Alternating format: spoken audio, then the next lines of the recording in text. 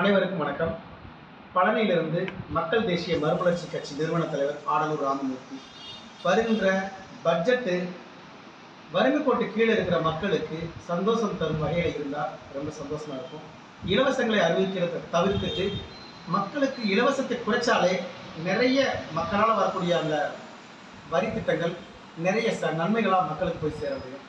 அதே மாதிரி மதுவால் விற்று வரக்கூடிய லாபத்தை விட இன்சூரன்ஸில் இருந்து வரக்கூடிய லாபம் அதிகமாக எல்லாருமே கணக்கு சொல்கிறாங்க. அந்த இன்சூரன்ஸ் திட்டத்தை அரசே எடுத்து நடத்தினா நிச்சயமான ஒரு வளமான வாழ்வுக்கு எதிர்காலமாக இருக்கும்.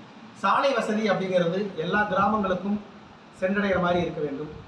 புதிய அறிவிப்புகள் எல்லாமே அறிவிப்புகளாகவே இல்லாமல் அந்த அறிவிப்புகள் எல்லாமே நடைமுறைக்கு வந்து மக்களுக்கு கிடைக்கணுன்றது என்னுடைய ஆர்வம் மட்டுமில்லை, மக்களுடைய ஆர்வமும் கூட. அரசு பள்ளி மாணவர்களுக்கு விளையாட்டுத்துறையில் இருந்து சட்டம் அடிப்படை கல்வியாக வரணுங்கிறது என்னுடைய ஆர்வம். அடிப்படை சட்டம் ஒரு மனிதனுக்கு தெரிஞ்சிட்டாலே குற்றங்கள் பாதி குறையும். சட்டங்கள் கடுமையாக தண்டிக்கை இருக்குன்னு சொன்னோம்னாலே குற்றங்கள் குறையிறதுக்கு வாய்ப்பாகும். அடிப்படை சட்டங்கள் எல்லா மாணவர்களுக்கும் கட்டாய பாடமாக கொண்டு வரணுங்கிறது நம்முடைய மக்கள் தேசிய மறுமலர்ச்சி கட்சியின் சார்பாக கோரிக்கையாகவே வைக்கிறோம். சுருக்கமாக இந்த பட்ஜெட் மக்களுடைய வரவேற்புக்கு உள்ளாததாக இருக்கின்றது என்னுடைய எதிர்பார்ப்பாக.